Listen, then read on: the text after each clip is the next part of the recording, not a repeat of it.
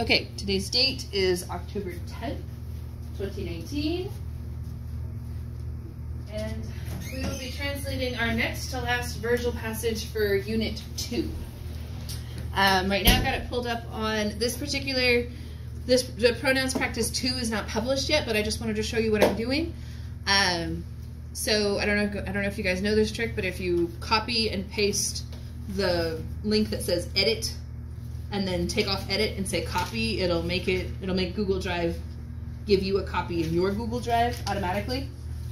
If that doesn't work, please let me know, because then we will need to change how we are doing things. But that is how I've got it working right now.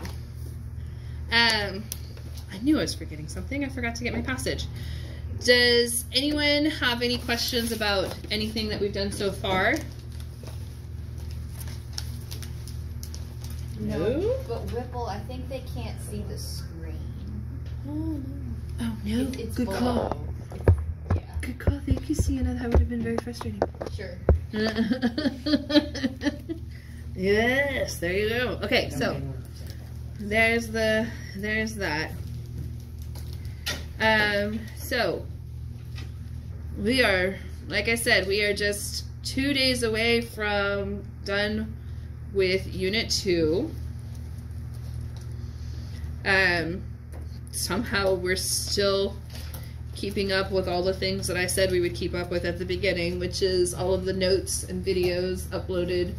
I'm trying to streamline it. The ones that don't have them linked in directly, you can check and see if they're in the file under pages, I think it is. But just with everything getting as confusing as it was, I just started linking things directly to the assignments in the unit.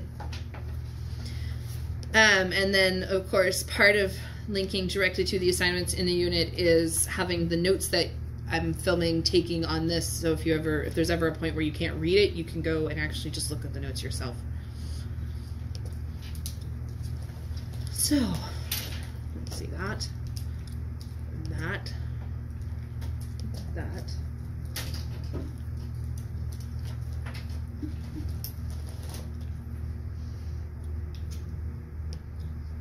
So now we get to see,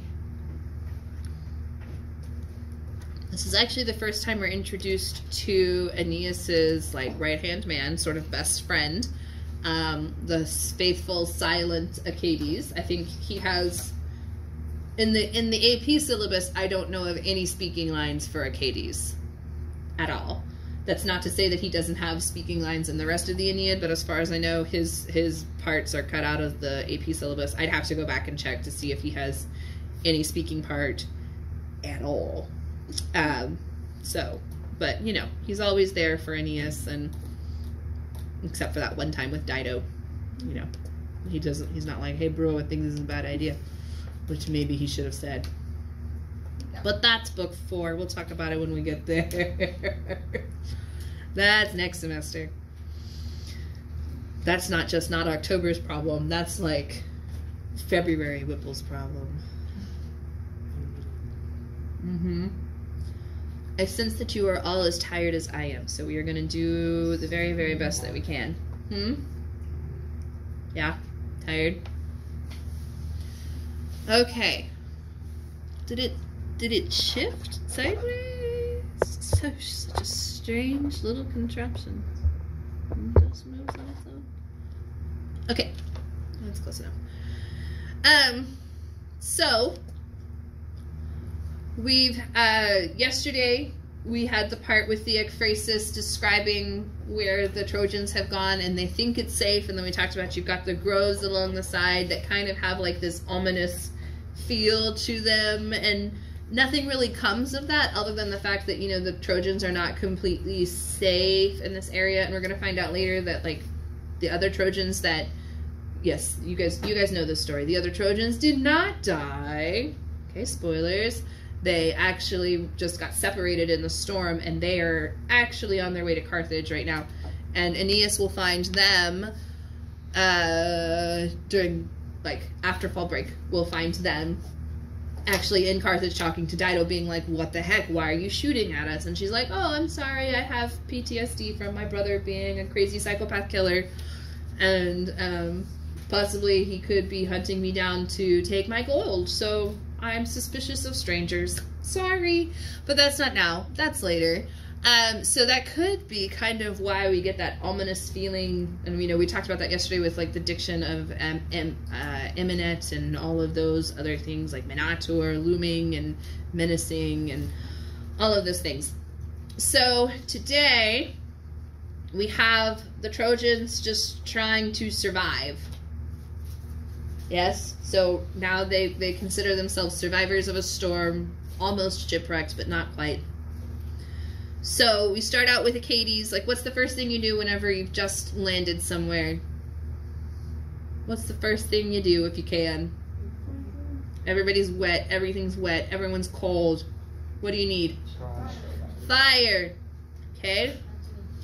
So we start off with Aeneid. Again, Aeneas, like we said earlier, Aeneas is right-hand man. And the first thing he does is he makes a spark with his flint. I'm paraphrasing. You can get an exact translation from Fast Talker. Okay? He makes a spark with his flint, and he takes up a fire foliis with foliage, leaves. And he gives dry... Kirkum did it? Ooh, I didn't notice this one. It's sort of, kind of, not really. Timesis. There is another... Oh, it's down later. We have another one. Do you guys remember Timesis? You better abso-frickin-lutely remember Timesis. So Timesis is where you divide a word with other words. For example, abso-frickin-lutely. Okay? I actually heard that in either a movie or a show. I can't remember what it was. I just remember getting really excited and going, Timesis! Okay? So it's easier to see in your native language, right? Whatever that might be, or your first language, or if you're fluent in your second language, you might be okay. It is difficult to see in Latin because so many times the words that get divided are words that could be divided anyways. Like it makes perfect sense for it to be, and he placed around, but he doesn't have an object of the preposition, which is why I'm thinking kirkum actually goes with dedit, and it's kirkum dedit, to give around. I think. I could be wrong, trolls on YouTube, but I don't know. I'm pretty sure. It's also just a good place to introduce Timesis. And it just kind of makes sense as to why it's like he placed it around what? He gives around dry nutrimenta. Yes. So what would nutrimenta be for a fire? Tinder, sticks, wood, maybe more leaves, dry grass. Drier lint is very effective.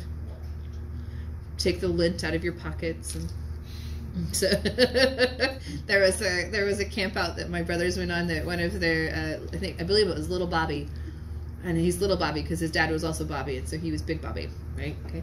So Little Bobby had filled his pockets with dryer lint from his mama's laundry room. And he's like, Charlie, the scout leader, can I use the lint in my pocket to start a fire? And Charlie's like, yeah, sure, that's very resourceful. And he pulls out like a Ziploc bag full of dryer lint. It makes fabulous fire starters, which is why you should make sure to clean out your dryer and not keep the dryer lint next to the dryer, my darling husband. If you ever watch my YouTube videos, stop it! You're gonna burn the place down. Yes. When my mom was living with her sister, they forgot to clean out the lint in the dryer. So I think once their dryer caught on fire. Yeah. If you don't clean out the lint, the dryer will catch on fire. Okay? So, anyways, but now we've defined nutrimenta, and hopefully that will be entertaining enough that you'll remember it if it ever comes up on an AP test. Nutrimenta, dryer lint, but that's not what it means. What does it actually mean? In this case, like little sticks, twigs, nutrients. Yes. That line going from Kirkum, is that going to Detta or in the middle of those two words? Well, it's so what I'm saying is, hang on, let's double check with Bar, make sure that I'm correct. So Timesis is dividing up a word with other words. And it's not always easy to recognize in Latin because a lot of times it's just like dividing a preposition from a compound verb. So normally they wouldn't ask you to even notice it unless they give you a footnote. What line is this? Okay, so Farr says I'm wrong. It's not Timesis. This is an adverb. But it doesn't change the fact that abso-frickin-lutely is Timesis. And it will come up in a second. Okay, so he places fuel around, or else understand circum ignem. Hang on. But if circum do is a verb, then I am going to say that this is Timesis, whether Farr says it is or not, because we just don't get Timesis very often, and I want a Timesis. I thought there was one later on. Abso-frickin-lutely, there's one later on.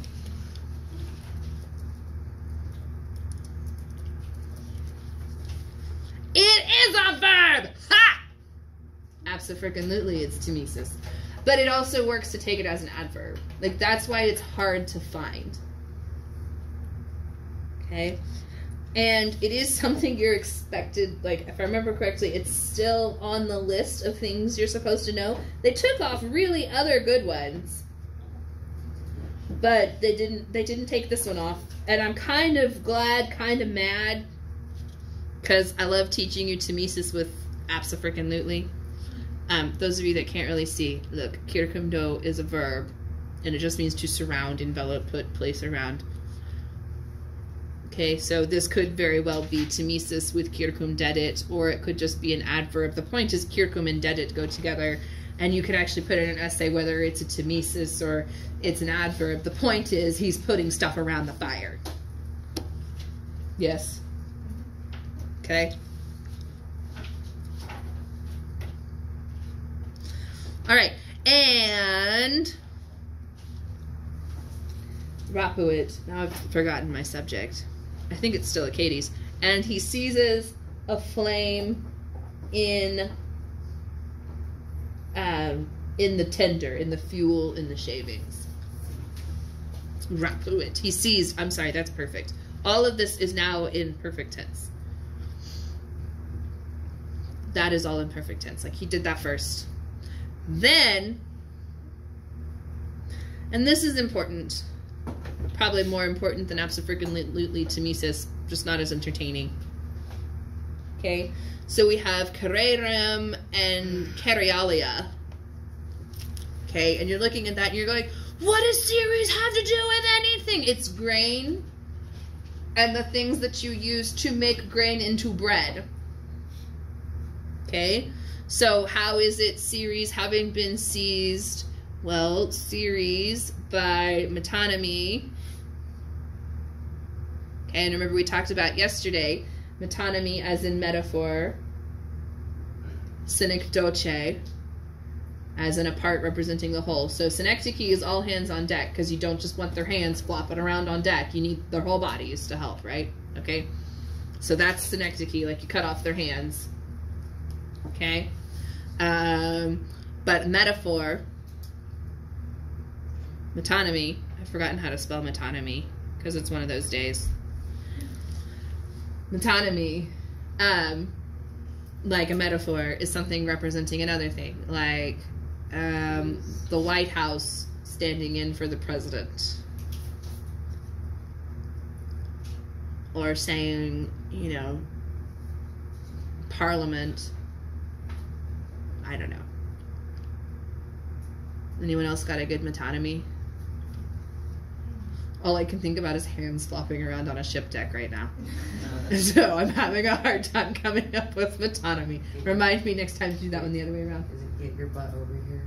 That would be synecdoche, because I don't want actually just your butt. I want your whole person. Right? What? Yeah, I want your you over here now. So that would be, so get your butt over here would be synecdoche. Yeah, I'm out of metonymies. Oh, this is one. Ceres standing in for grain. Ha! There you go. So then Ceres having been snatched from the waves. And the weapons of cereal. Do you like that? Yeah. The cereal weapons. It's better. Crushing up the cereal. Yes, putting it yes, in, yes, yes. making it dry. Cerealis. Yeah. It's of Ceres, but these are both Cerealia and Ceres are both metonymies. Welcome back, by the way. Imani, you know you missed us. I'm sure you had a fabulous time, but I know you missed us. All right. What are you doing here? Just towards the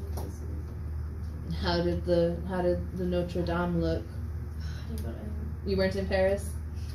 Oh, you were just in Italy. Canis. You were what? I was in Canis, France. Oh, that's okay. Notre Dame burned down. I know, I'm sad. And then because it was so old, the French government had to issue a warning that all the soot that settled would have high contents of lead. So everyone needed to be extra careful when they were dusting for the next few weeks and make sure that they like dusted as if it were contaminated with lead, because it was. Things you don't think about. The shingles were lead. I think it was the shingles. There was lead in it because it was old. Yeah. And they didn't know anybody. They'll rebuild it. It's burned down before. It'll be fine. It's Wednesday. I was thinking I would get your essays and your tests graded today, but that is Thursday, Whipple. That is not Wednesday, Whipple. What's that? He asked if I was dressing up tomorrow, and I've said it like 7 times because I was super excited. I'm dressing up. Why? Yeah, she's really excited about it. That's why he remembers vaguely that you were excited about Meme Day. He doesn't. We don't remember what you decided, but we remember you decided. I remember you decided. I just didn't know if that was 100% or not. We're going through the college. Nice. Okay. So and then the tired ones expedient. You see, I got my cheat sheet out here. They bring out the weapons of Ceres. No, I'm sorry. They're not just the tired ones. They're the ones tired of things.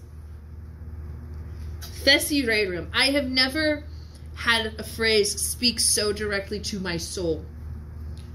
Thessi rerum. This would make a fabulous t-shirt. Tired of things. Yes? Not like tangible things. This is res rei, like tired of life stuff. Yes? Tired of storms, tired of being wet, tired of being cold, tired of things. Res rei, tired of matters, tired of situations. What do you think? Good t-shirt? Yeah. Tired of life things. Yeah, Faci rerum. Like we could just put, AP Latin, Faci rerum on the back. Tired of stuff. It would not be a very positive one. I'm sorry, Mr. Byler, if you watch this and you don't approve it. But I think it's a great t-shirt. But it could just be because I'm real tired today. Okay. So, but the ones tired, so the tired of things people, is what that says, snatch the Ceres having been corrupted and the weapons of Ceres from the waves, by the waves. So you could actually take undis as kind of like a corrupted by the waves, and then they snatch it from the waves, and it's just... Yes. Yes? Yes? Okay. Frugesque recaptas et torere parant flammis et frangere saxo, and that's basically just saying they make bread. They break open the things and they roast them with flames, and then they break them with rocks. But it's not a hysteron proteron, because first you roast the grain and then you break it open and you grind it to make the flour. Okay, so they made biscuits. Is that They probably to saxo or flamma to saxo? with a rock. So they roast with flames. Yes. They prepare to roast with flames. That's why you've got this infinitive here. Parant triggers torera and frangara. So they roast with flames and they break with a rock, as one does. Talking about Where the line goes, where you put the line to the main biscuits, like does it go from flamon or on into saxy? From here. okay, From thank you. You're welcome. Because up here he made fire.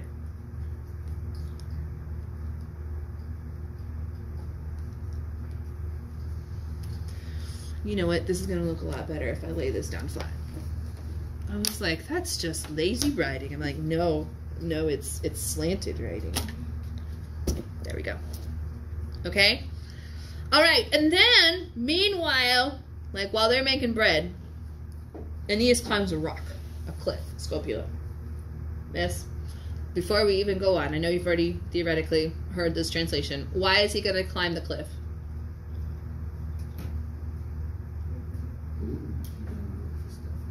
Yeah, he's going to look for people. Why is he going to look for people? You see petit, and you remember from chapter 5, Latin 1, it's either asks, seeks, or attacks. Right? So he's seeking. What?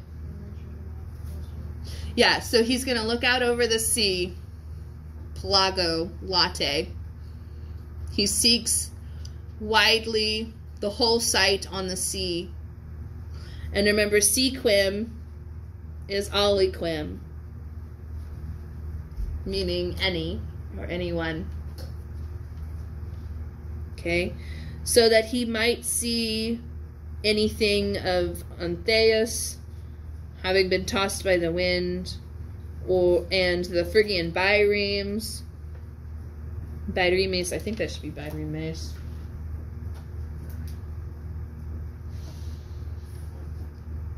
Biremes. So those go together. This is subjunctive. It's present subjunctive.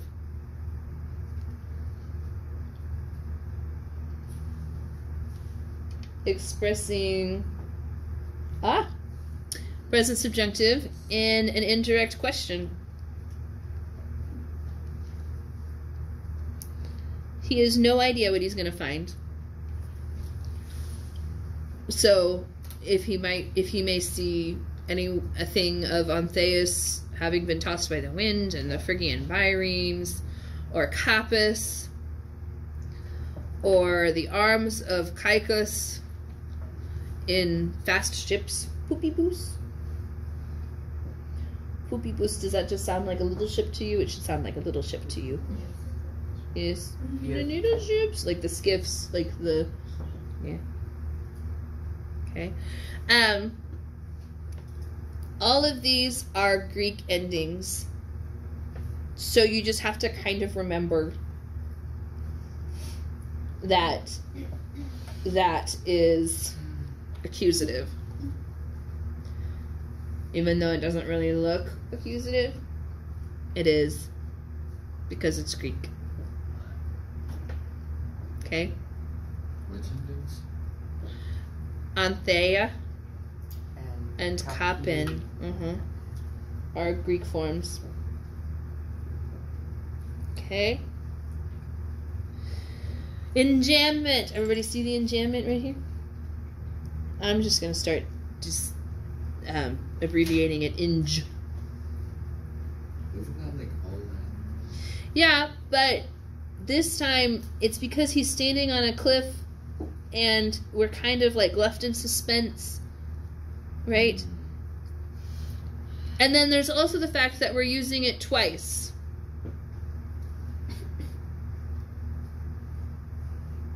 Okay? He sees no ship in sight. He does see 3 deer, 3 stags, wandering on the shore. I'm sorry, my lines are getting confusing. Good thing you have Fast Talker to tell you these things. Okay. Errantes should be errantes. You guys hopefully are used to that at this point. Okay. And then this is a weird little kind of segue. He compares the deer grazing in the field to a battle line just by using the word augmen. Where is this? Oh, I see it. You see it? Good. Right here for those of you in the video. Right here. Okay, so they graze, the battle line grazes the long, not just any line, but the long battle line. Okay, but so the stags, why we're talking about the stags, these follow the whole herd from the back, and they graze through the valleys, or through the valleys. The long battle line grazes through the valleys. Now here's the thing, augmen doesn't always mean battle line, but it's definitely the first thing that pops to mind. Yes? Why would deer graze in a battle line? Yeah, it's more efficient. It's more defensive. I thought Farr had a footnote about this. I thought it was important for some reason, but apparently I'm wrong. It happens. It's happened a lot today. I need to sleep. Okay, so he stands here. And here's enjambment again. And he stood here. Constituted. If you have to stutter, then it's probably perfect. Constituted. Yeah, constituted. It's called a frequentative when it goes. Okay, frequentative means it's happening over and over and over again. Okay, so like it's not just he's standing there, but he's stopping there, he's settling there because he's about to hunt, right? Okay.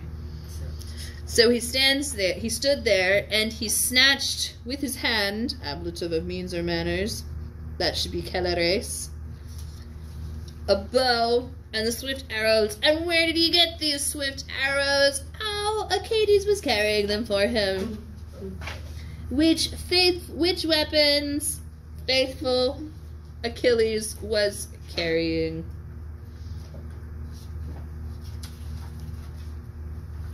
Okay, so quai kind of refers back to arcum, and it's all of these things. Okay.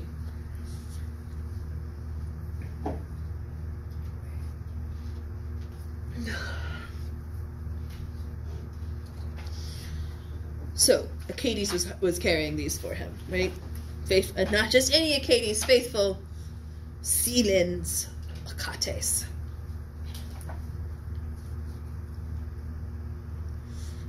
And first, he took out the leaders themselves, bearing their heads high with branchy horns. Branchy because tree sounds weird, but you see arboreis, and hopefully you think tree-ish. Yes, with tree-ish horns. Sternet. He lays them low, meaning the leaders, right? Okay, so doutores is the object with sternet. Okay, so he lays low the leaders themselves first. Then the crowd, the herd, and all the rest of them, and all the, so then the crowd and all the herd, he mixes, driving them among the frondy groves with weapons. So Agens, who is Agens then? Who is that referring to? Aeneas. Yes? So Aeneas is the one driving them with what? With his bow and arrow. Yes? Picture Bambi. Yes? Okay, and you've got the herd of deer, and then the hunters come, and you hear the crack of the rifle, and they all take off. And then Bambi's mother dies, and it's very sad. But the point is, you see them scatter into the woods, yes? Okay, maybe we'll find the clip. You missed it. I showed a clip of A Knight's Tale in class. I haven't seen that. I'm sure your mother just didn't want you traumatized. Okay, here's our next timesis. Everybody see priusquam? So priusquam absistit. So prius absistit quam. Prius is actually priusquam. How would I know that, you ask? You wouldn't. There would be a footnote if the world were fair. But it's not.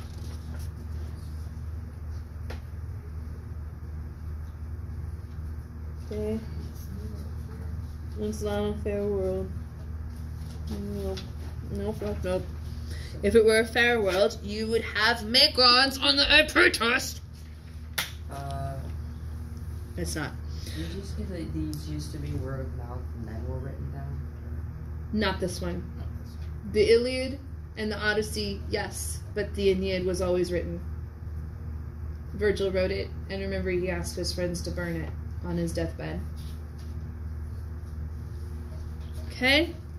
But the stories, they possibly would have been handed down verbally, and then he just wrote them down, so I don't know. But he would have added, like, these little details. Like, when I tell you mythology stories, and I add the little details to make them stick in your mind. Yeah, that's what you do when you're telling a story. Right? You make a picture with whatever is relevant to the people you're talking to. So. And he has not stopped. Absistit, that's where you get abstinence. If I remember correctly. I could be wrong. I don't think I am though. So, he has not stopped before he pours out 7 enormous bodies on the ground. Locative meaning there are certain words that have special forms that mean like on, and one of those is humi. So humi means on the ground. And it's called the locative because it shows location. And it's him as the winner. Yes, he has not stopped before. As a victor, he pours out 7 huge bodies on the ground. Why 7? 7 ships. Very good. And in case you forget, you're like, oh, why was it 7? Virgil tells you, and he equals the number with the ships. Yes? Okay?